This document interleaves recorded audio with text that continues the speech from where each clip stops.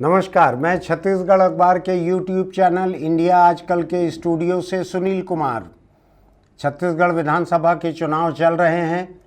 आज एक बड़ी घटना हुई है। भाजपा ने अपना बहुप्रतीक्षित घोषणा पत्र सामने रखा है। कांग्रेस और भाजपा के बीच एक बड़ा फासला चल रहा है, बड़ा फर्क है। कांग्रेस ने टुकड़े टुकड़े में पिछले दिनों में अपनी 17 बड़ी घोषणाएं की है। 17 बहुत बड़ी घोषणाएं की हैं। एक एक घोषणा उनमें से हजारों करोड़ की भी हैं, ऐसी भी बड़ी हैं। उनके मुकाबले भाजपा ने आज अपना एक औपचारिक घोषणा पत्र अमित शाह की मौजूदगी में प्रदेश कार्यालय में जारी किया है, जिसमें उन्होंने शायद 20 घोषणाएं प्रमुख रखी हैं सामने। लेकिन मैं आपको इन दोनों की बारीक तुलना शुरू करने के पहले ये बतला दूं कि कांग्रेस की कर्ज माफ़ी की घोषणा का कोई जवाब भाजपा ने नहीं दिया है। किसान कर्ज माफ़ी की कांग्रेस की घोषणा का कोई भी जवाब भाजपा ने नहीं दिया है। यानी पिछले चुनाव के बाद 5 बरस पहले जब किसान कर्ज माफ़ी हुई थी, एक अनुमान ये है, सरकार की तरफ से कहा जाता है कि 9,000 करोड़ रुपए की कर्ज माफ़ी हुई थी। शायद 16 लाख या उससे ज़्यादा किसानों को उससे फ़ायदा मिला था, जिन्होंने अल्पकालीन कृषि ऋण लिए हुए थे। अभी जब भाजपा के नेता लगातार ये कहते थे कि आप देखते तो रहिए, हमारा घोषणा पत्र तो आने दीजिए, हम कांग्रेस से 21 साबित होंगे। अभी आज वो 21 साबित नहीं हुए। इस एक मुद्दे पर, कर्ज माफ़ी के मुद्दे पर वो 0 हैं। भाजपा के घोषणा पत्र में कर्ज माफ़ी का कोई भी जिक्र नहीं है। लेकिन एक दूसरा मुद्दा है, वो मुद्दा है धान खरीदी के रेट का। छत्तीसगढ़ में ये बात बहुत मायने रखती है। अब यहाँ पर धान खरीदी 1 करोड़ 7 लाख ऐसा कुछ इस साल हुआ था। अब ये जो शुरू हुई है 1 नवंबर से जो शुरू हुई है धान खरीदी, ऐसी उम्मीद की जाती है कि 1 करोड़ 15 लाख टन या इस तरह से इतनी बड़ी खरीदी होगी, ऐसा एक अंदाज है। ये कर्ज माफ़ी के बाद छत्तीसगढ़ के लिए दूसरी सबसे बड़ी घोषणा रहती है। बिल्कुल। कांग्रेस ने धान का रेट घोषित नहीं किया है अभी तक कि वो किस रेट पर खरीदेगी, लेकिन उसने एक चीज़ की घोषणा की है जो चालू भी हो गया है। उसने कहा है कि हम प्रति एकड़ 20 क्विंटल तक धान खरीदेंगे किसान का, जो कई लोगों का मानना है कि ये अधिकतम उत्पादन के आसपास का आंकड़ा है। किसान करीब करीब पूरा ही धान बेच लेंगे प्रति एकड़ अगर 20 क्विंटल उससे सरकार खरीदेगी तो। यहाँ पर यह बात देखना जरूरी है कि आज भाजपा के घोषणा पत्र में कहा गया है 3 चीज़ें धान खरीदी के बारे में, कि भाजपा की सरकार आने पर 3100 रुपये क्विंटल के हिसाब से धान खरीदा जाएगा। 3100 रुपये क्विंटल। दूसरा, प्रति एकड़ 21 क्विंटल खरीदा जाएगा। कांग्रेस ने 20 कहा था, उसको 21 कर दिया है। शायद भाजपा के नेता मुझको इसी बारे में कहते थे, कांग्रेस के घोषणा पत्र से हमारा घोषणा पत्र 21 रहेगा, आप देखते रहिए। शायद यही एक घोषणा, उसका ये एक हिस्सा ही 21 मुझको दिख रहा है अभी। तीसरा, इन्होंने एक बड़ी दिलचस्प बात कही है। अमित शाह ने अपने भाषण में जो कुछ गिने चुने मुद्दे गिनाए हैं उनमें से एक है, उन्होंने कहा नगद काउंटर वहाँ लगाकर 3100 रुपये के रेट से एक मुश्त भुगतान किया जाएगा। अब आपको ये याद रखने की ज़रूरत है कि पिछले 4 साल से भूपेश सरकार की केंद्र सरकार से खतों किताबत चल रही थी। दोनों तरफ से लंबे लंबे प्रेम पत्र लिखे जा रहे थे। केंद्र सरकार कह रही थी कि अगर आप केंद्र सरकार के निर्धारित समर्थन मूल्य से ज़्यादा पैसा देंगे तो हम आपका चावल नहीं खरीदेंगे। छत्तीसगढ़ सरकार इतने धान का चावल खुद थोड़ी रख सकती है, और ऐसा भी नहीं है कि छत्तीसगढ़ के चावल के बिना भारत सरकार दूसरे प्रदेशों में राशन का चावल दे दे। ये मिली जुली बात रहती है एक संघीय व्यवस्था में, लेकिन तनातनी बहुत थी भूपेश सरकार और केंद्र सरकार के बीच। शायद तनातनी इसलिए भी थी कि भाजपा के प्रधानमंत्री और गृह मंत्री लगातार ये दावा कर रहे थे कि अब की बार 65 पार पिछले चुनाव में, और उस चुनाव में भाजपा 15 पे आके टिक गई थी। 16वां साल नहीं लग पाया था उसको, 15 पे टिक गई थी। शायद इसलिए भी तनातनी ज़्यादा थी। मैं अभी इस घोषणा पत्र के बाकी मुद्दों पर एक साथ बोलना नहीं चाहता। हमारे राजनीतिक संवाददाता, राजनीतिक विश्लेषक शशांक तिवारी यहाँ पर हैं। उन्होंने इसको और बारीकी से देखा है। मैं उनके साथ बातचीत करता हूँ, आप भी सुनिए क्या चर्चा होती है, क्या उनका कहना है, क्या विश्लेषण है। तो हम सबसे पहले आते हैं किसान कर्ज माफ़ी के मुद्दे पर। शशांक, कांग्रेस ने कर्ज माफ़ी का वायदा किया है। बिल्कुल 5 साल पहले इसने ईमानदारी के साथ ये वायदा निभाया था। कुछ लोगों की शिकायत हो सकती है कि एक सीमा से ज़्यादा का, फलाने बैंक का कर्ज माफ़ नहीं हुआ, लेकिन मोटे तौर पर 16 लाख या 17 लाख ऐसे किसानों का कर्ज माफ़ी हुई। वो मुख्यमंत्री जो कहते हैं जगह जगह, शायद वो 9,000 करोड़ जैसा कोई आंकड़ा कहते हैं, 10,000 करीब करोड़, 10,000 करोड़ करीब की कर्ज माफ़ी हुई थी। और पहला फैसला था भूपेश सरकार का। गंगा जल हाथ में लेकर यही एक कसम खाई थी, इसको पूरा किया था। बाकी के लिए भी अगर गंगा जल हाथ में लेते तो हो सकता है उसकी भी कुछ बातें और पूरी हो गई रहती, लेकिन अभी हम कर्ज माफ़ी की बात कर रहे हैं। तो आप समझाइए मुझको कि पिछले घोषणा पत्र में जो कर्ज माफ़ी कांग्रेस ने पूरी की थी, उससे क्या माहौल बना प्रदेश में? नहीं, उससे उस पर बात आ रहा हूँ कि 2018 में कर्ज माफ़ी का वादा किया था। हाँ। और पहले ही कैबिनेट में ये फैसला लिया गया और अल्पकालीन किसानों के अल्पकालीन ऋण है वो माफ़ हुए। तो वो दूसरे बैंकों से भी, ना सिर्फ सहकारी बैंक बल्कि दूसरों बैंकों से भी लिए थे, सब माफ़ हुए थे। वो राशि थी करीब 10,000 करोड़। इस बार करीब 17 लाख किसान इन्होंने ली है 6,500 करोड़ से अधिक ऋण। तो ये वादा भी किया है कि इस बार माफ़ किएंगे। आपका कहना है कि इस बार जो कर्ज माफ़ी का जो बोझ है ये पिछले बार से कम रहेगा? कम नहीं रहेगा, वो हो सकता है। अभी तो अल्पकालीन ऋण इतना ही आए हैं। जी ठीक, तो ये एक बात हुई कर्ज माफ़ी की। तो ये उम्मीद कर रहे थे हम लोग कि भाजपा अपने घोषणा पत्र में न केवल ये कर्ज माफ़ी करेगी बल्कि राष्ट्रीयकृत बैंकों से लिया हुआ लोन है उसको भी माफ़ करने की घोषणा करेगी। कांग्रेस से 21 रहेगा, रियायत राहत ज़्यादा मिलेगी किसान को, वो नहीं हुआ। लेकिन कुछ प्रत्याशियों ने इसका प्रचार करना शुरू कर दिया था। प्रचार करना शुरू कर दिया था। इसको लेके फटकार भी एक प्रत्याशी को पड़ी थी कि आपको बोलने की जरूरत नहीं है, ये सब घोषणा पत्र में आएगा जो भी होगा। ये उन्होंने कहा था। लेकिन मुझको बतलाइए, आज 3 तारीख हो गई है, 7 तारीख को वोट डलने हैं। क्या अभी भी गुंजाइश है कि भाजपा इसको अलग से घोषित कर दे कर्ज माफी को? अब इसकी संभावना कम दिख रही है। संभावना आपको कम दिख रही है? अगर इतनी बड़ी घोषणा थी तो ये आज तो घोषणा पत्र में आ जाना चाहिए था। जो मेरे पास जो आंकड़े कुछ समय पहले थे, और हमारे आंकड़े 100% सही रहे हैं ऐसा मान के मत चलिएगा, हम लोग थोड़ा भूल चूक लेना देना वाले हैं। अभी मैं 1 करोड़ टन धान खरीदी को 1 लाख बोल रहा था, शशांक ने सुधार दिया। जो मुझको जो अंदाज है, छत्तीसगढ़ में 24 लाख किसान धान बेचते हैं जो रजिस्टर्ड हैं धान बेचने के लिए। इस बार 15 के बजाय 20, और ये बोलने में 15 के बजाय 20 लगता है, जब आप इसको देखेंगे प्रतिशत के टर्म्स में तो 33% ज़्यादा है। ये 15 से 33% ज़्यादा है। उतना धान खरीद रहे हैं इस साल, 20 क्विंटल प्रति एकड़ ले रहे हैं। तो अभी किस रेट पे ले रहे हैं? पिछले साल के रेट पर? पिछले साल के रेट पर मतलब 2640 के आसपास, 2640 के आसपास ले रहे हैं धान अभी। अब भाजपा ने घोषणा की है कि 3100 में खरीदेंगे धान को। क्या लगता है आपको, ये घोषणा किसानों के लिए आकर्षक है?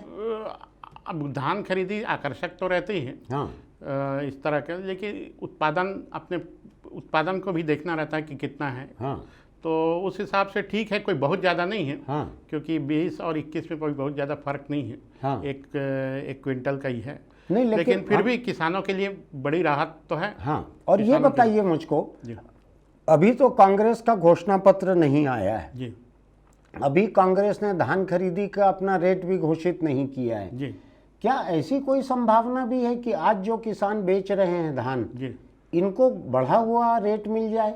नहीं, वो हुआ ये है, भाजपा ने तो अपनी घोषणा पत्र में साफ साफ कह दिए 3100 रुपये में एक मुश्त भुगतान करेंगे। अभी राहुल गांधी की सभा थी, राहुल गांधी ने स्पष्ट रूप से ये कहा कि आज 2640 से अब उतना रुपया मिल रहा है एग्जैक्ट, अब ये धीरे धीरे कुछ समय बाद 3000 तक चले जाएगा।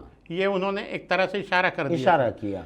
प्रदेश के कृषि मंत्री ने पूरा हिसाब किताब दिया कि इस साल इतना देर 2640, फिर अगले साल 250 बढ़ेगा, फिर अगले साल बढ़ेगा, और सरकार के आखिरी मतलब कार्यकाल खत्म होने तक 3600 रुपए तक जाएगा। ये उन्होंने सार्वजनिक सभा में कहे था। ये रविंद्र चौबे ने कहा था। रविंद्र चौबे ने तब कहा था जब वो कृषि मंत्री नहीं रह गए थे। नहीं, उसके बाद कृषि मंत्री नहीं थे, लेकिन पहले थे।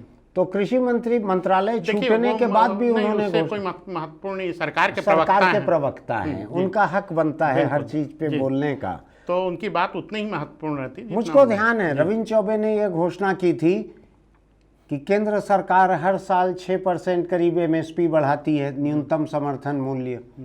इसके बाद राज्य सरकार उस पर बोनस देती है, तो हमारा कार्यकाल खत्म होने तक 3600 रुपया करीब ये रेट पहुंच सकता है।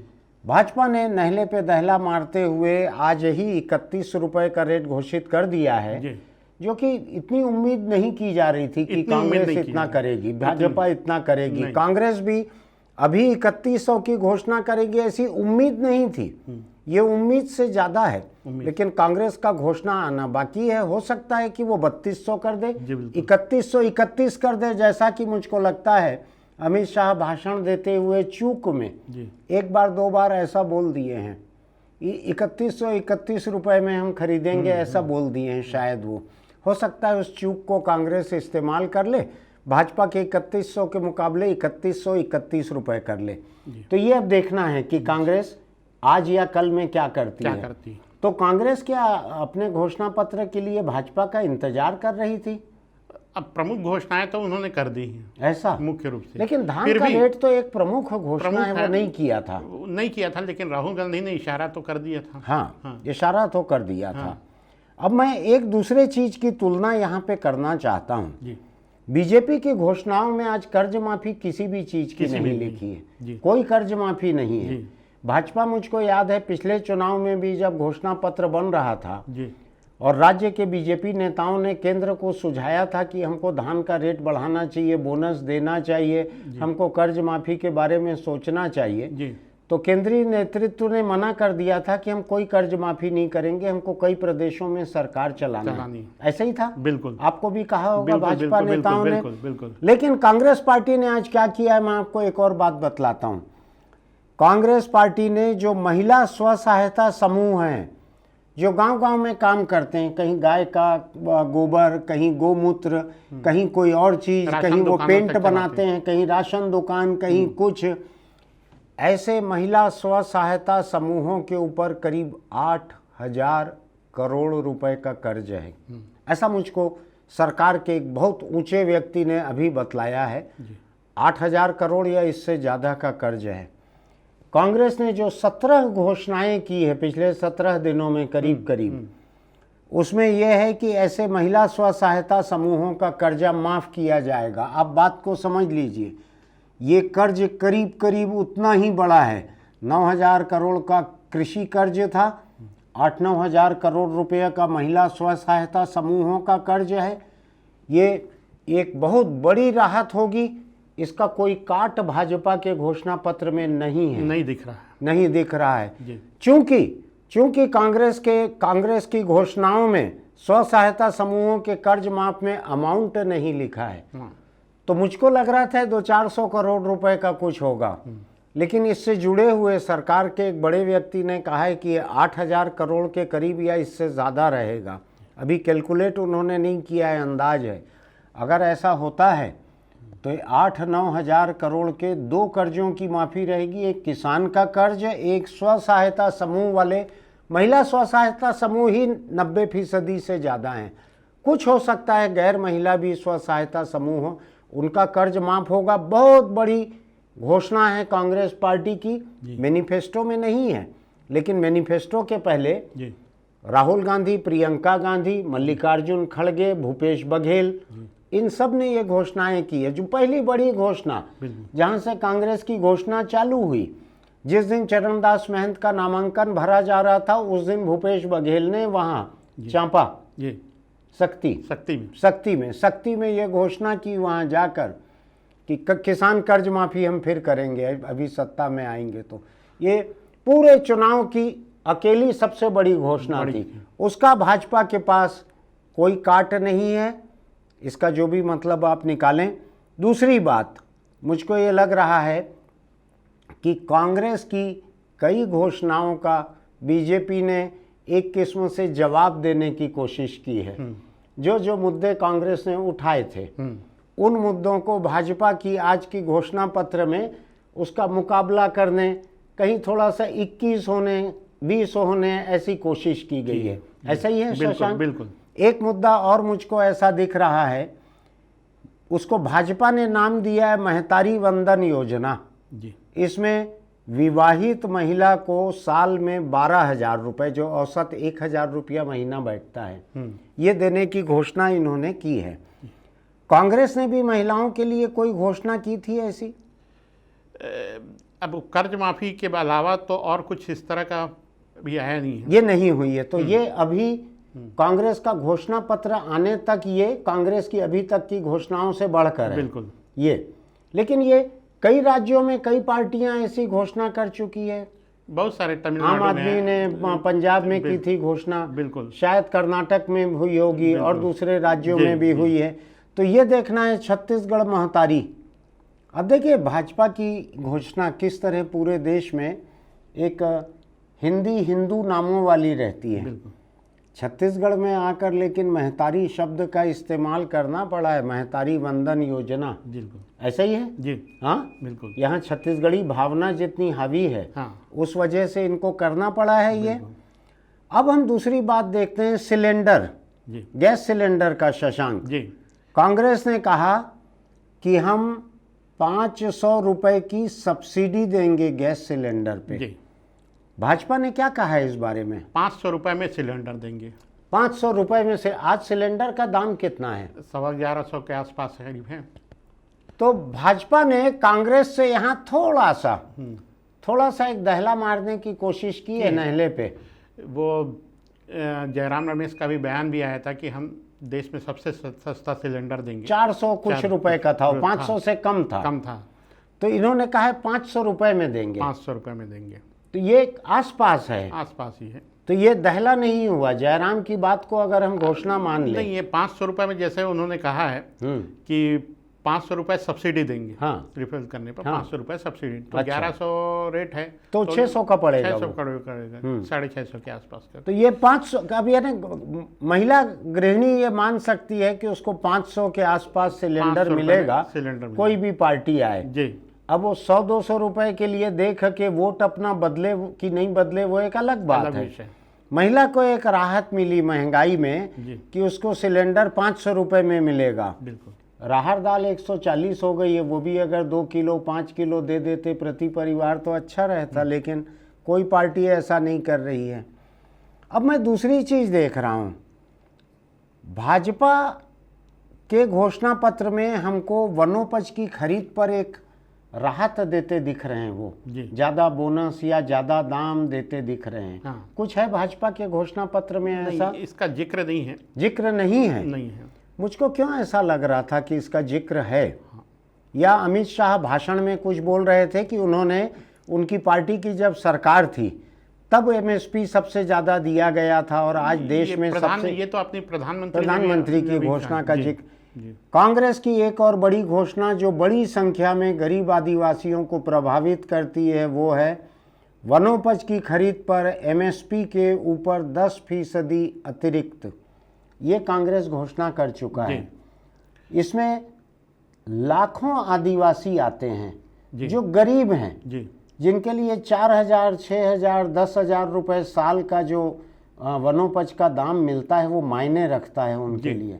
शहरी लोगों के लिए मायने नहीं रखता। बिल्कुल। ये जो बहुत गरीब है इनके लिए मायने रखता है।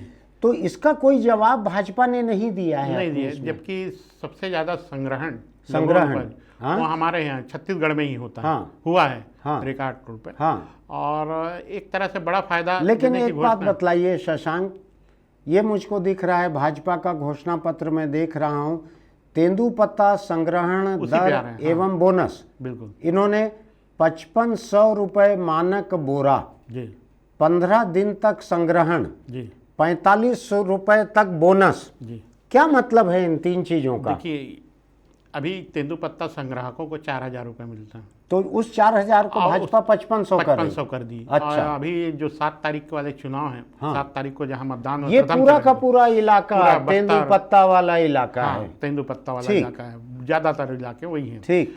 और उसमें अतिरिक्त संग्रहण पर इन्होंने भी कहा है 4,000 रुपये इनपुट सब्सिडी देंगे। हाँ। वही बात इन्होंने ही कही, 4,500 रुपये प्रोत्साहन राशि देंगे अतिरिक्त। हाँ। संग्रहण एक तरह से बोनस की बात कही। हाँ। तो ये रेट काफ़ी बढ़ाया है। हाँ। 500 रुपये का किए हैं। हाँ। 1,500 रुपये अतिरिक्त मान लीजिए। हाँ। आज की तिथि में। और ये 4500 रुपए तक बोनस का क्या मामला है? किस चीज का बोनस है ये जितना मानक बोरा, जितना संग्रहण होता है, जितना लक्ष्य होता है, उससे अतिरिक्त, हाँ, उससे अधिक पे ये बोनस मिलेगा। अच्छा। हाँ। यानी टारगेट जो पूरा कर लेंगे उसके बाद ये बोनस मिलेगा। बिल्कुल। और इससे करीब करीब 13.5 लाख परिवार जुड़े हैं, आदिवासी परिवार। 13.5 लाख परिवार जुड़े तेंदुपत्ता हैं, संग्रह जुड़े हैं। जिनकी जिंदगी की जो टोटल कमाई है उसमें ये रकम मायने बिल्कुल, रखती बिल्कुल, है। बिल्कुल। हमारे लिए मायने नहीं रखती। जो मॉल में जाके 250 रुपए का पिज्जा खा लेते हैं, जी। उनके लिए मायने नहीं रखती, इनके लिए मायने रखती है। अब मेरे को एक दूसरी चीज बतलाइए आप, उस चीज को मैं छोड़ना नहीं चाहता, जो 3100 रुपए में इन्होंने धान खरीदने का कहा है। जी, तो भूपेश बघेल की सरकार जो थी, जी, उसने जब 2018 में घोषणा की जी, और 2018 में सरकार बनते ही जो खरीदी जारी रखी, जी, तो वो तो इन्होंने समर्थन मूल्य से अधिक पे धान खरीदा था। बिल्कुल, याद है ना आपको? बिल्कुल 2500 रुपये में। हाँ। 2500 रुपए में खरीदा था। हाँ।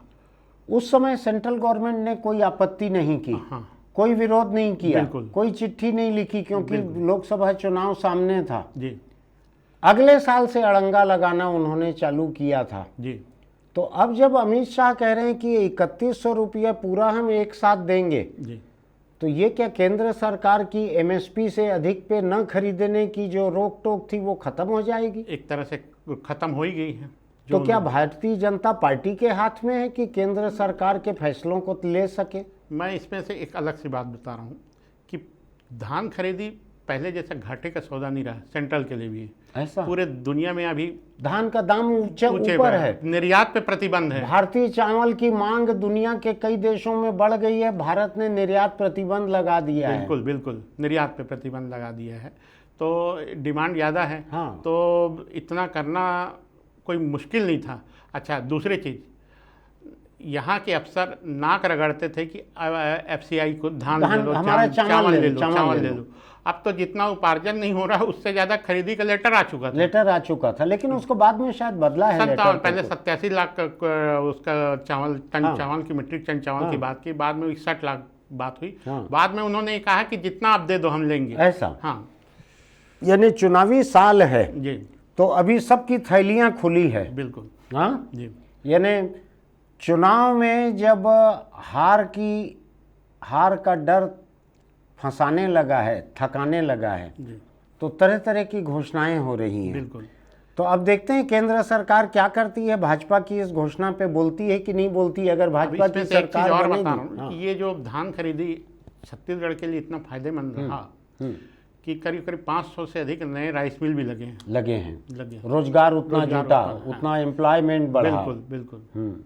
तो अब हम आते हैं शशांक के एक चीज पे, सिलेंडर का भी हो गया। कांग्रेस पार्टी पिछले 5 साल से जो बेनिफिट दे रही है लोगों को, सबको मिलता है, मुझको भी मिलता है, शशांक को भी मिलता है। बिजली की कुछ यूनिटों के ऊपर आधा पैसा देना पड़ता है या कुछ यूनिट फ्री है, ऐसा कुछ है। बिल्कुल, हर एक को मिलता है, गरीब को, अमीर को, सबको। घर में एसी जिसके चलता है उसको भी मिलता है, गरीब को भी मिलता है। नहीं मिलना चाहिए एसी वालों को, लेकिन मिलता है। कांग्रेस ने अभी कहा है कि 200 यूनिट तक वो बिजली फ्री देगी। इनकी बत्ती नहीं जली है बीजेपी की। हाँ, इस बारे में मौन है। मौन यानी कुछ नहीं कहा है। अगर इनके मन में रहता देने का तो यहाँ चीख के बोले रहते। अभी इसको लेके कोई वादा नहीं किया है, न वादा है, न जिक्र है, न कुछ नहीं है। यानी बिजली की जो रियायत कांग्रेस 5 साल से दे रही है, दे रही है 5 साल से। बिल्कुल। और उसने जो वायदा अगले बार के लिए किया है 200 यूनिट तक बिजली फ्री, इस बारे में भाजपा मौन है। वोटर जब तुलना करेंगे टिक लगा के, इसमें मेरा इतना रुपया बचेगा, वोटर समझदार हैं, खासकर गरीब और मध्यम वर्ग के लोग कागज भी लेके बैठेंगे, पेन लेके बैठेंगे, लिखेंगे कांग्रेस सरकार आने से मेरा कितना कितना बचेगा, कितना कितना मिलेगा। वैसे ही भाजपा का लिखेंगे। भाजपा ने एक ऐसी चीज़ की घोषणा की है जो एकदम आखिरी में है, मैं उस पर आखिरी में चर्चा करूंगा, जो कांग्रेस सोच भी नहीं पाई है। भूपेश बघेल जैसे व्यक्ति भी उसको सोच भी नहीं पाए हैं। ऐसी घोषणा भाजपा के एकदम आखिरी में, मैं अभी बतलाता हूं उसको। तो मोटे तौर पे शशांक, कांग्रेस की घोषणा में बिजली का जो है उसका जिक्र यहाँ पर नहीं है, मौन है इसमें। मौन है यानी अब नहीं है, ऐसा मान लें अपन। ठीक है। एक दिलचस्प बात यह, प्रधानमंत्री आवास के लिए पहली कैबिनेट बैठक में 18 लाख पीएम आवास के लिए रकम आवंटित होगी, ऐसा भाजपा ने कहा है। पहली कैबिनेट बैठक अगर बीजेपी की सरकार राज्य में बनेगी तो 18 लाख मकान सैंक्शन करेगी। ये विवाद क्या था? प्रधानमंत्री आवास जो भूपेश सरकार के कार्यकाल में नहीं बन पाए, केंद्र ने रकम वापिस मांगी, ये पूरा विवाद क्या था? विवाद यही था कि उस समय कोरोना का समय था, वित्तीय व्यवस्था लड़खड़ा गई थी और इस कारण आवास नहीं बन पाए थे। ये बात सही है। बाद में राशि अतिरिक्त आवंटन लोन लेके करीब करीब 700-800 करोड़ रुपए लोन लेके कुछ काम शुरू कराए, लेकिन तब तक ये मुद्दा बन चुका था। इसी मामले में आपको याद होगा कि इन्होंने आवास पंचायत विभाग छोड़ने का फैसला लिया। इस मुद्दे को लेकर चिट्ठी भी लिखी थी। वो सरकार को एक तरह से खुद ही मुश्किल में डाल दिए थे। लेकिन मुझको एक बात बतलाइए कि ये क्या केवल कोरोना के कारण हुआ था या भूपेश सरकार ने, चूंकि इस आवास योजना के साथ प्रधानमंत्री नाम जुड़ा हुआ है, कुछ लोगों का कहना है कि प्रधानमंत्री का नाम जुड़ा हुआ था, मोदी का तो नाम नहीं जुड़ा था, कि नमो आवास है कि मोदी आवास है, ऐसा तो नहीं था। बिल्कुल। पहले तो अटल आवास भी रह चुका है, कई चीज इंदिरा आवास रहा होगा। आज भी प्रधानमंत्री के नाम से प्रधानमंत्री सड़क योजना, वो मनमोहन सिंह के समय भी थी, आज भी है। तो ये प्रधानमंत्री आवास वाला जो मुद्दा है, क्या मुख्यमंत्री भूपेश बघेल ने इसको इसलिए रोक के रखा था कि ये प्रधानमंत्री आवास न रहे, इसमें मुख्यमंत्री आवास भी रहे, या राज्य का पैसा भी लगता है, शायद 40% राज्य का लगता है, 60% वहां से आता है। क्या प्रधानमंत्री के नाम की वजह से भी ये अड़ंगा लगा था? नहीं, उसकी नहीं लगा था। तो आपको लगता है कि कोरोना में जो कमाई घटी थी सरकार की, घटी थी, मोटे तौर पे वही था, उसी के लिए लगा था? जी, जो मेरी जानकारी है उसमें यही था कि वित्तीय व्यवस्था वैसे ही लड़खड़ा गई थी। तो फिर वो तो टीएस सिंहदेव को तो पता रहना चाहिए कि वित्तीय व्यवस्था लड़खड़ाने से हुआ है। जी। तो उन्होंने क्या भूपेश की फजीहत करने के लिए इसको मुद्दा बनाया था? बार बार पत्र लिख रहे थे कि इसको शुरू करना चाहिए, ऋण लेना चाहिए, उसमें कुछ देरी होती रही। तो उन्होंने एक तरह से दबाव बनाने के लिए ऐसा, लेकिन ये लाखों आवास की बात थी, लाखों आवास की बात, तो लाखों जिन लोगों को आवास मिल जाना चाहिए था अभी, वो नहीं मिला, देरी हुई, बनना तो शुरू है, अभी मिलना शुरू हुआ है, लेकिन वोटिंग के दिन तक तो मिलेगा नहीं उतना। बिल्कुल। तो जिनको मिलना चाहिए था, अपनी छत के नीचे जो रहते, सरकार को दुआ देते, एक दुआ एक वोट देते, वो थोड़ा प्रभावित हो सकता है सरकार का। तो भाजपा ने कहा है कि उसकी सरकार बनते ही पहली कैबिनेट में 18 लाख प्रधानमंत्री आवास के लिए धनराशि का आवंटन, 40% राज्य देता है, 60% केंद्र सरकार देती है। देखना है इसको क्या होता है इसमें। ये फिलहाल भूपेश सरकार इसमें इतने सालों में पिछड़ गई थी, अब उसने कहा है कि हम बनाएंगे। उसने घोषणाएं भी की है इनके लिए कि हम इतने मकान बनाएंगे, लेकिन जो नुकसान होना था वो तो हो गया है, जिनको मकान नहीं मिल पाया वो नहीं मिल पाया। अब मैं एक दूसरी बात पे आता हूँ जो कम लोगों को समझ में आएगी, मुझको भी ठीक से समझ में नहीं आती है, लेकिन कांग्रेस ने वो घोषणा की है भाजपा के इसमें नहीं है। वो घोषणा है ट्रांसपोर्ट कारोबार, ट्रांसपोर्ट बिजनेस से जुड़े हुए 6600 वाहन मालिकों का 2018 तक का 726 करोड़ का आरटीओ का टैक्स का ब्याज माफ। बस ये कहा है ना जी, इन्होंने ही कहा है, कांग्रेस ने। 726 करोड़, 726 करोड़ और 6600 लोग, जी शायद लाख रुपया पर हेड से ऊपर बैठ रहा होगा ये। हाँ, ऐसे ही होगा। बिल्कुल। क्यों ये माफ करना चाहती है सरकार कारोबार का? देखिए, मुझे जो समझ में आ रहा है कि ये कांग्रेस सरकार का ये घोषणा है। जो बैरियर लगाए हैं, हाँ, उसको लेके, हालांकि बैरियर दूसरों नाम से लगाए, लेकिन उसमें अवैध वसूली की शिकायत हुई, हाँ, काफ़ी हो रही है, हाँ, होती है, हो ही रही है। विधानसभा में भी इस तो मेरे ध्यान आ रहा है, हाँ, मामला उठ रहा था।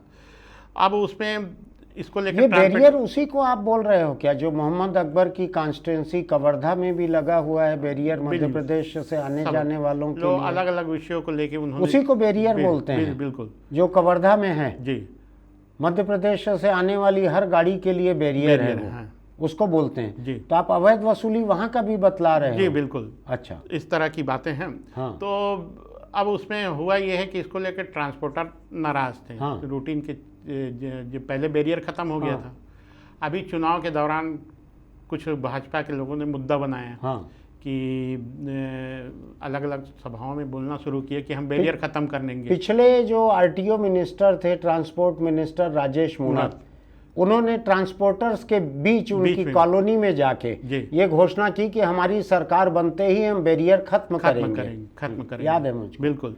तो उसको काउंटर करने के लिए या कहा जाए कि इस तरह की बातें ना उलझे, इसलिए करके ट्रांसपोर्टरों को संतुष्ट करने के लिए बड़ी राहत दी है। ये तो बहुत बड़ी राहत है, ये तो कारोबारी हैं। बिल्कुल। फिर दूसरे कारोबार, कई कारोबारों से सरकारी वसूली होती है, चंदा उगाही या वसूली होती है, उन कारोबारियों को भी देना चाहिए। राइस मिलर से भी लेते हैं पैसा, ऐसा सुना है, मुझको नहीं मालूम है, ईडी बोल रही है कि राइस मिलर से भी पैसा लेते हैं, उनके लिए भी कर देना चाहिए। कोई ऐसी राहत की घोषणा नहीं की है ना अभी तक। अच्छा, तो अब अपन आते हैं बीजेपी की और घोषणाओं के ऊपर। इन्होंने कहा है दीनदयाल उपाध्याय कृषि मजदूर कल्याण योजना, भूमिहीन खेतीहर मजदूर को हर बरस 10,000, 1,000 रुपये महीने से थोड़ा कम होता है। भूमिहीन खेतीहर मजदूर छत्तीसगढ़ में 10 लाख होंगे। हाँ, ऐसे 3.25 करोड़ की आबादी है, 10-20 लाख से ज़्यादा होंगे ऐसे भूमिहीन कृषक मजदूर जो खेत में काम करते हैं, जिनकी अपनी जमीन नहीं है, जिनको किसान को मिलने वाले राहत का, फायदे का, बोनस का, कर्ज माफी का कोई फायदा खेतीहर मजदूर को नहीं मिलता। और ये खेतीहर मजदूर इतने बिखरे रहते हैं, इतने असंगठित हैं कि देश के कोई वामपंथी संगठन भी इनकी यूनियन नहीं बनाते, इनके हक के लिए कोई भी नहीं लड़ता। बीजेपी ने इनके लिए 10,000 रुपये सालाना देने की बात कही है। ऐसी कोई घोषणा कांग्रेस की भी थी? कांग्रेस की भी है। क्या है घोषणा? कांग्रेस में यही है, भूमिहीन कृषि न्याय योजना है। हाँ। जिसको राहुल गांधी ने घोषणा की थी कि 7 से बढ़ा के 10,000 रुपये किया जाएगा। तो ये भी वही योजना है उन्हीं के लिए। तो ये राहुल गांधी पहले घोषणा कर चुके हैं आज से। बिल्कुल, 3 दिन तो हो ही चुका है। बिल्कुल। तो उन्होंने कहा था 7,000 से बढ़ाकर 10,000 करेंगे। अब तक 7,000 रुपये मिलता है। अब तक ये चल रही थी योजना पहले से। हाँ। तो आपका कहना यह है कि भूपेश सरकार प्रदेश के हर भूमिहीन खेतीहर मजदूर को 7,000 रुपये साल दे रही थी। उसको राहुल गांधी ने 10,000 किया। तो भाजपा ने भी 10,000 किया है। तो 10,000 एक कर देते तो भी इसको 21 मानते। 10,000 का 10,000 मजदूर कैसे तय करेगा कि मेरे को पैसा उतना ही मिल रहा है, मैं इसको वोट दूं कि इसको वोट दूं? एक गरीब खेतीहर मजदूर के लिए इतनी दुविधा क्यों की भाजपा ने? 10,000 का 10,000, ये तो बोली नहीं लगती। वोट की नीलामी में तो बोली लगती है कि मैं 10,000 दूंगा, मैं 11,000 दूंगा, ऐसा होना चाहिए था। अब अपन आते हैं एक और चीज पे, CGPSC में पारदर्शिता। ये भाजपा ने कहा है UPSC जो कि केंद्र सरकार के स्तर पर लोक संघ लोक सेवा आयोग यूपीएससी रहता है, उस यूपीएससी को लेकर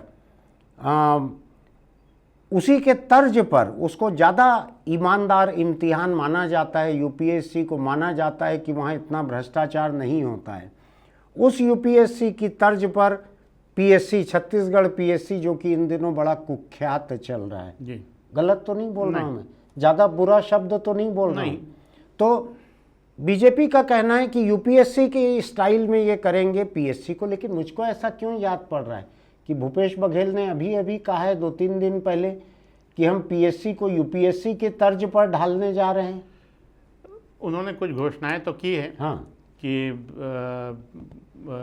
सुधार के लिए कुछ करेंगे ऐसा करके, लेकिन पीएससी में जिस तरह भर्ती हुई 1-2 सालों में और अलग अलग विभागों में प्रमोशन को लेके युवाओं में एक बात इसको लेके गहरी नाराजगी है। ऐसा सुप्रीम हाई कोर्ट के चीफ जस्टिस भी नाराज थे, वो वीडियो वायरल भी हुआ, वो सामने भी आया।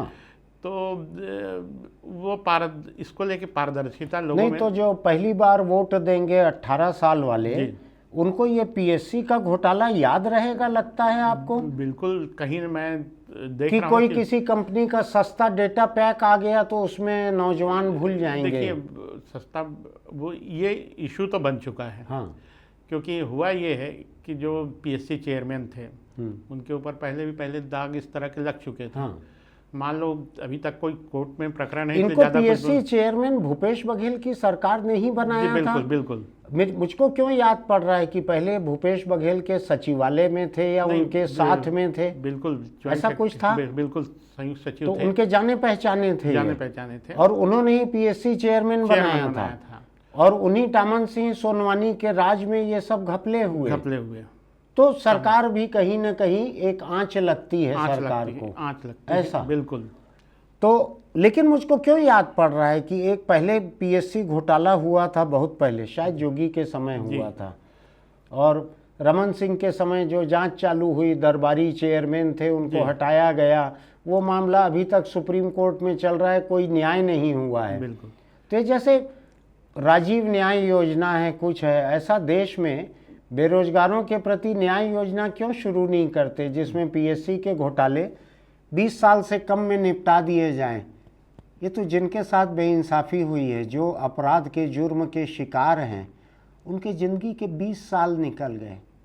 20 साल के बाद आप उनको कौन सा इंसाफ दे दोगे? जिसको डिप्टी कलेक्टर बनना था वो भी पटवारी बना हुआ है या वो भी नौकरी नहीं मिली है, उसके साथ आप 20 साल बाद उसको क्या इंसाफ दे दोगे? उसके ज़िंदगी के 20 साल अच्छी नौकरी के, अच्छी तनख्वाह के, मैं ऊपरी कमाई को नहीं गिनता हूँ, सब लोग नहीं कमाते हैं, कुछ लोग ईमानदार भी रहते हैं सरकारी नौकरी में। तो आपने किसी की ज़िंदगी के 20 साल छीन लिए। अब जाके आप बोलोगे कि हाँ आज आप डिप्टी कलेक्टर बनाए जा रहे हो तो पटवारी जो है कल डिप्टी कलेक्टर बन जाएगा। ऐसा इंसाफ किस काम का? तो जैसे राजीव न्याय योजना है, ऐसा सुप्रीम कोर्ट कोई न्याय योजना क्यों नहीं करता बेरोजगारों के लिए? तो खैर, भाजपा ने ये जो कहा है, तो भाजपा का जो कार्यकाल था 15 साल का, उसमें नौकरी वगैरह देने में एकदम हरिश्चंद्र थे क्या वो लोग? वहाँ भी शिकायतें थी, बहुत सारी थी। हाँ। इस समय में आया था, और चूंकि उनकी अपनी एजेंसी ईओडब्ल्यू ने कार्रवाई के लिए की थी, तो वो मामला अटक गया। फिर वो उसमें आगे बढ़ी भी नहीं, खुद बचाव की मुद्रा में आ गई सरकार। पिछली सरकार, रमन सिंह सरकार की बात कर रहा हूँ, उस समय भी हुआ था। बिल्कुल। तो ऐसा आपको लगता है क्या कि जो रमन सिंह की सरकार के समय हुआ था जी, उसकी वजह से जी 2018 में वोटर्स ने, नौजवान वोटर्स ने रमन सिंह की सरकार को हटा दिया? वो भी एक मुद्दा हो सकता है। वो हो सकता है। तो आपको लगता है कि इस बार पीएससी घोटाला ज़्यादा खबरों में आया है जी, तो पहले बार के जो वोटर हैं या जिसकी उम्र बची है पीएससी में अप्लाई करने के लिए, क्या उनकी नाराजगी इस सरकार को झेलनी पड़ सकती है? थोड़ी बहुत तो झेलनी पड़ेगी। ऐसा? तो कांग्रेस के घोषणा पत्र में तो पीएससी के बारे में कुछ है नहीं। जब तक के कुछ ऐसा ठोस आश्वासन ना मिल जाए, तब तक तो लोगों के दिमाग में है।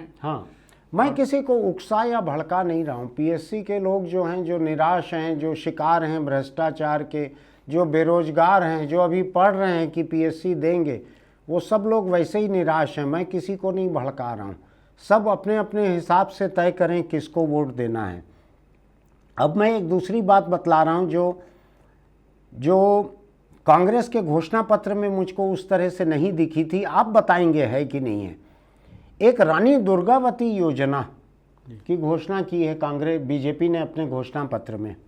इन्होंने कहा है बीपीएल यानी होता है बिलो पॉवर्टी लाइन, गरीबी की रेखा के नीचे, ऐसे परिवारों में अगर कन्या का जन्म होता है तो उनको 1.5 लाख रुपए का आश्वासन पत्र मिलेगा। जी। आश्वासन पत्र क्या है मुझको नहीं मालूम है। आश्वासन पत्र कुछ भी हो सकता है। आश्वासन ये भी हो सकता है जब लड़की 21 साल की होगी तो 1.5 लाख रुपया दिया जाएगा, आज ढेला भी नहीं दिया जाएगा, कुछ भी हो सकता है, उसकी जानकारी इसमें नहीं है।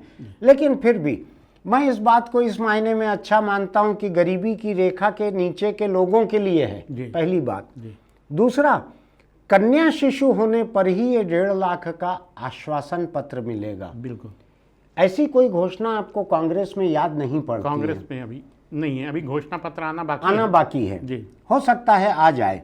लेकिन मुझको ये भी याद है मध्य प्रदेश में भाजपा की शिवराज सिंह की सरकार लड़कियों के लिए, महिलाओं के लिए लाडली बहना, लाडली भांजी, मैं मामा, मैं भाई, इस तरह का बहुत चलता है मध्य प्रदेश में। नहीं, यहाँ भी है। हाँ। यहाँ भी स्कीम चल रही है। हाँ। खास करके श्रम विभाग की। हाँ। जो बोर्ड से, तो लेकिन वो अलग तरह की है, ये इस तरह की बातें नहीं आई हैं उसमें।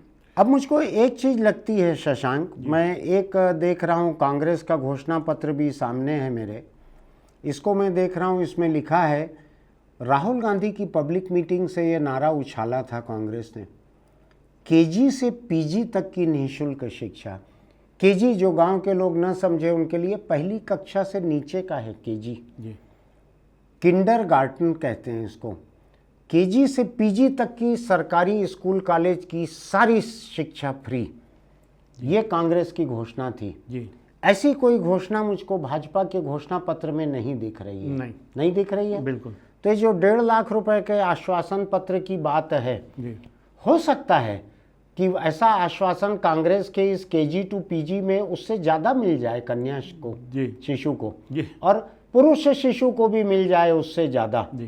तो जो केजी टू पीजी है उसका कोई आपको जवाब इसमें दिख रहा है?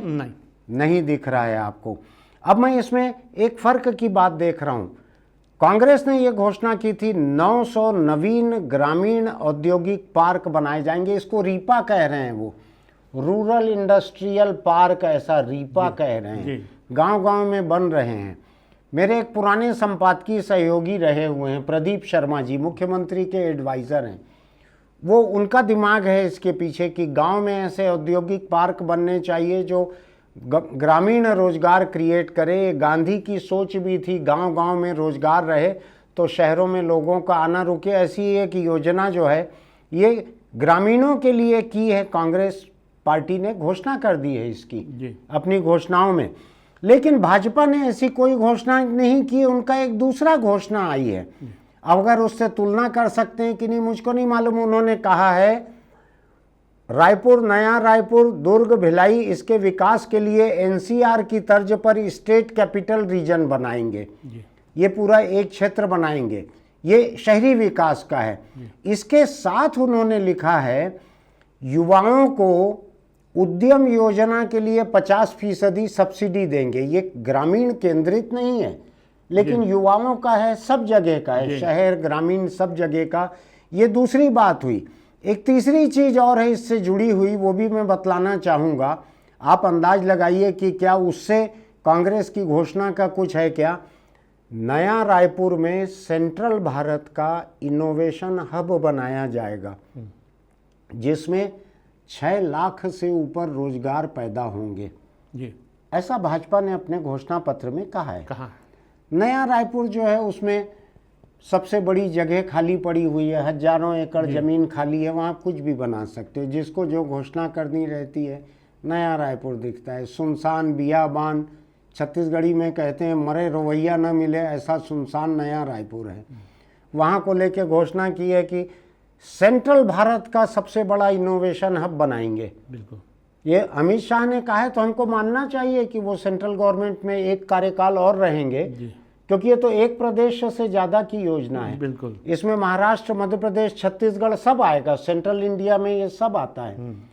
5-6 लाख रोजगार के अवसर यहाँ से पैदा होंगे, प्रतिवर्ष नहीं कहा है। एक बार अमित शाह की पार्टी, नरेंद्र मोदी की पार्टी फंस गई है, जो उन्होंने सेंट्रल गवर्नमेंट में कहा था हर साल 2 करोड़ लोगों को रोजगार देंगे। अभी आंकड़े आते हैं कि हर साल रोजगार घट जा रहे हैं, कई करोड़ रोजगार घट गए इन 9 सालों में मोदी के शासन में। शायद इसलिए उन्होंने हर साल वगैरह का शब्द यूज़ नहीं किया है। 5 साल में 6 लाख लोगों को देंगे, तो ये 1.25 लाख से थोड़ा कम प्रतिवर्ष बैठता है, ऐसे ही है। बिल्कुल। तो आपको लगता है कि भूपेश ने जितना ये ग्रामीण औद्योगिक पार्क का कहा है, उसका एक जवाब इन दोनों तीनों में मिला के कहीं निकले तो निकले? अब कागजों में तो दिख रहा है, हाँ, लेकिन होता क्या है कि पहले भी शुरू से ही पिछले 5 सालों से 10-15 सालों से, जब से नया रायपुर में ज़मीन अधिग्रहण प्रक्रिया पूरी हुई है, ये घोषणा हुई आईटी पार्क आएगा। इस मामले में इन्वेस्टर मीट हुए, बाहर लोग करो घोषणा, बाहर गए विदेशों में, लेकिन कुछ ऐसा हुआ नहीं। अब देखना है ये घोषणा वादा किए हैं तो कितना निभाते हैं। मुझको पता लगता है कि नया रायपुर में सड़क में कुत्ता मर जाता है तो उठाने का सरकार का इंतजाम नहीं है। बिल्कुल। नया रायपुर हिंदुस्तान की अकेली ऐसी जगह है, मैं आपको बतला दूं, जो न म्यूनिसिपल है न पंचायत है। बिल्कुल। उसके बीच में गांव में पंचायत है, लेकिन पूरे नया रायपुर का कोई म्यूनिसिपल नहीं है, कोई पंचायत नहीं है। भारत का एक भी हिस्सा ऐसा नहीं रह सकता जो हमारी त्रिस्तरीय प्रणाली है, संसद, विधानसभा और म्यूनिसिपल या पंचायत जी, इसमें पंचायत या म्यूनिसिपल कुछ भी नहीं है नया रायपुर में। बड़ा विचित्र है ये एकदम हाइब्रिड है, अलोकतांत्रिक सोच है पूरी। मैं रमन सिंह की सरकार के बड़े बड़े अफसरों को कहता था, आप ये कैसे चला सकते हो इस शहर को, ये ना पंचायत है ना म्यूनिसिपल है, कुछ भी नहीं है, ये पूरी तरह से अनकॉन्स्टिट्यूशनल है, अलोकतांत्रिक है, लेकिन चलते रहता था। इससे जुड़े कई मामले कोर्ट में भी हैं, हाई कोर्ट में भी। ऐसा ना? बिल्कुल। हाँ, यानी मैं तो मेरे बिना समझ के बोलता था, मेरी कानूनी समझ बिल्कुल नहीं है। अब मैं दूसरी बात आपको बतलाऊं, मैं भाजपा के घोषणा पत्र को लेके अगर कहूं तो इन्होंने भी कहा है 50% सब्सिडी के साथ ब्याज मुक्त। ये इन्होंने एक और चीज़ कही है, बड़ी दिलचस्प है। इन्होंने कहा है हर संभाग में CIMS सिम्स और हर लोक सिम्स यानी अस्पताल है, और हर लोकसभा क्षेत्र में IIT की तर्ज पर CIT। मैं इसको लेकर थोड़ा हैरान हूँ। आज पूरे प्रदेश में एक IIT है जी, देश के अधिकतर प्रदेशों में एक ही IIT है। बिल्कुल। एक IIT और एक NIT है, जो कि इंजीनियरिंग एजुकेशन में IIT के ठीक नीचे दर्जे का माना जाता है। NIT सेंट्रल गवर्नमेंट का है, वो भी IIT की तरह। इस प्रदेश में एक IIT है, एक NIT है। अब ये घोषणा कर रहा है भाजपा का घोषणा पत्र, हम 11 लोकसभा क्षेत्रों में IIT की तर्ज पर CIT की स्थापना करेंगे। अभी तो 11 NIT के तर्ज पे भी कुछ नहीं हो सकता यहाँ। एक NIT में ही राज्य सरकार के सारे साधन दे दिए गए। NIT जहाँ चल रहा है वो राज्य सरकार की बिल्डिंग उसके कॉलेज को दे के वहाँ चल रहा है। इसके अलावा जो ऑलरेडी सरकारी इंजीनियरिंग कॉलेज है, वहाँ मुझे याद है कि रेगुलर प्रिंसिपल नहीं है। रेगुलर प्रिंसिपल नहीं है। मैं आपको एक दिलचस्प बात बताता हूँ। इंजीनियरिंग कॉलेज जगदलपुर का जी, वहाँ बाथरूम की छत गिर रही है, दीवारें गिर रही है। उनके पास पैसा है कॉलेज के पास मरम्मत के लिए।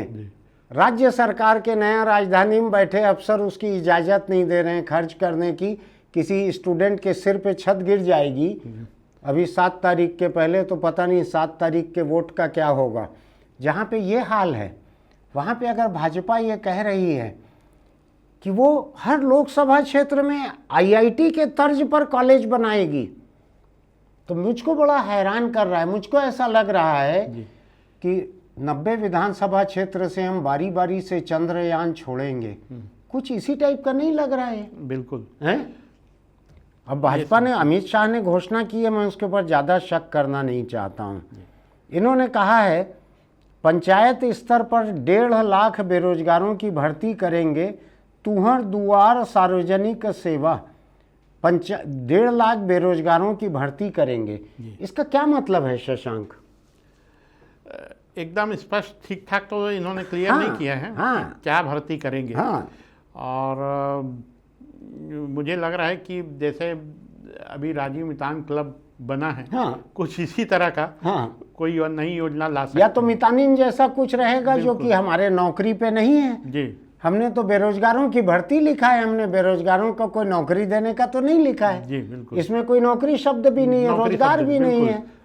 तो हो सकता है कि आप जो बोल रहे हैं राजीव मितान जैसा दीनदयाल उपाध्याय मितान क्लब बन जाए, बिल्कुल बिल्कुल। और उसमें ये जाएंगे 1.5 लाख लोग और 150 रुपया रोज पा जाएंगे वहाँ पे, इस तरह का कुछ हो सकता है।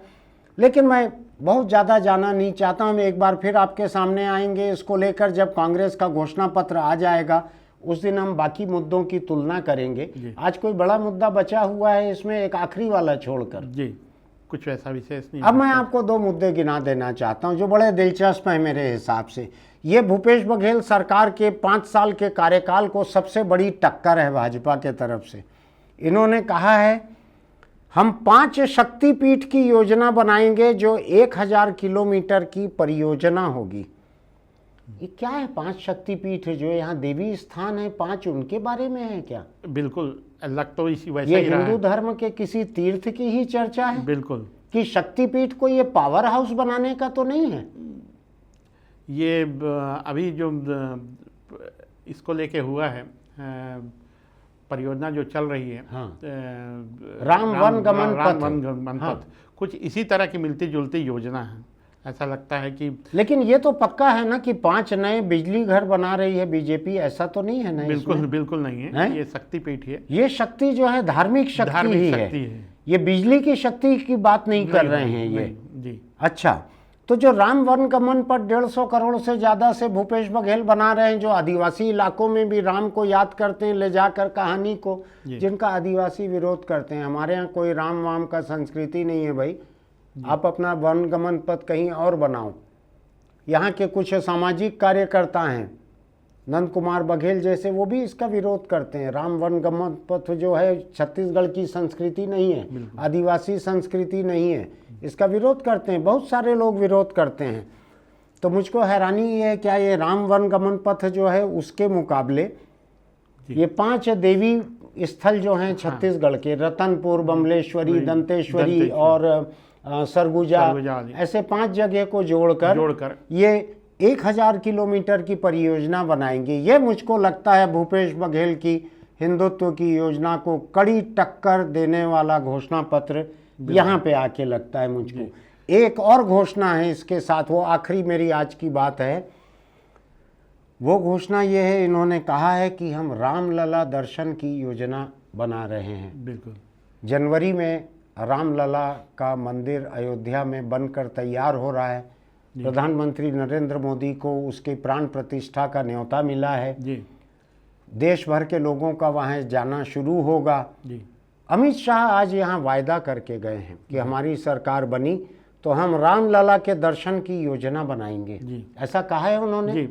अब ये ऑलरेडी तीर्थ यात्रा योजना चल ही रही थी। हाँ, चल ही रही है, चल रही थी। मध्य प्रदेश में भी है, यहाँ भी है, दिल्ली में केजरीवाल भी बोल के गया है। वो वही योजना है, उसी के तहत अब अयोध्या भी जाएंगे, इस तरह की होगी। तो ये 5 साल से कांग्रेस भी चला रही है इस योजना को? पिछले कुछ समय से बंद है कुछ समय से। तो ये एक नया है, मंदिर भी नया बना है जी। मंदिर वहीं बनाएंगे, वहीं बना है अब जी। तो लोगों को उत्साह रहेगा रामलला के दर्शन का, जिनकी आस्था है। बिल्कुल। तो उनके लिए ये रामलला दर्शन योजना मायने रखेगी। धार्मिक भावना है, कम से कम हिंदुत्व के अभियान का एक हिस्सा है ऐसा। बिल्कुल। अभी मोटे तौर पे हमने अधिकतर चीज़ों पे बात कर ली है। थोड़ा भर्ती की कुछ और योजनाएं, थोड़ा कि स्कूल कॉलेज आने जाने के लिए छात्र छात्राओं को मासिक पास मिलेगा, ऐसी भी योजनाएं जो भूपेश बघेल भी कर चुके हैं। उन्होंने ये कहा था कि इसको अपना घोषणा पत्र में लाएंगे। उन्होंने कहा है, घोषणा की है पहले उन्होंने। तो कुल मिलाकर ये है, भाजपा का आज घोषणा पत्र बाद आने के बाद तस्वीर ये बनती है कि कांग्रेस का घोषणा पत्र ये बतलाएगा या उसकी टुकड़ा घोषणा कि अमित शाह के 3100 रुपये क्विंटल की खरीदी के बारे में कांग्रेस क्या जवाब देती है। ये एक। दूसरा ये है कि क्या केंद्र सरकार अपनी मौजूदा नीति में फेरबदल करके केंद्र के समर्थन मूल्य से ज़्यादा पैसा देने की इजाज़त देती है। ये दूसरी बात है। इन दो बातों को गौर से देखिएगा। किसान से संबंधित हम फिर बाकी मुद्दों को लेकर आएंगे कांग्रेस का घोषणा पत्र आने पर। आज इतनी ही चर्चा। आपको अगर हमारे वीडियो अच्छे लगते हैं, सब्सक्रिप्शन की, नोटिफिकेशन की बटन दबाइए, लाइक कीजिए, अपने दोस्तों को फॉरवर्ड भी कीजिए। आपको लगता है उनके काम के हो सकते हैं तो आपके दोस्त भी इसके बदले आपको कोई अच्छी चीज़ भेजेंगे तो आपका भी ज्ञान और बढ़ेगा। टिप्पणी लिखिए, आपको अच्छा लगता है, बुरा लगता है। कुछ लोग लिख रहे हैं कि मैं शशांक को बोलने नहीं देता हूँ, कम बोलने देता हूँ, ऐसा भी लिख रहे हैं। आप लिखिए, उससे मुझको सीखने मिलेगी। मैं हो सकता है आगे कम बोलने लगूँ। 7 तारीख को जहाँ पर वोट है, वोट डालना मत भूलिएगा। आपकी एक उंगली जो है पूरा पंजा तय करेगा देश का भविष्य। मैं नहीं कह रहा हूँ, एक उंगली भी भविष्य तय कर सकती है प्रदेश का। मौका मत चूकिएगा, मत चूको। चौहान या कोई भी, जो भी आपकी जाति हो उपजाति हो, वोट जरूर डालिएगा 7 तारीख को। फिर मिलते हैं।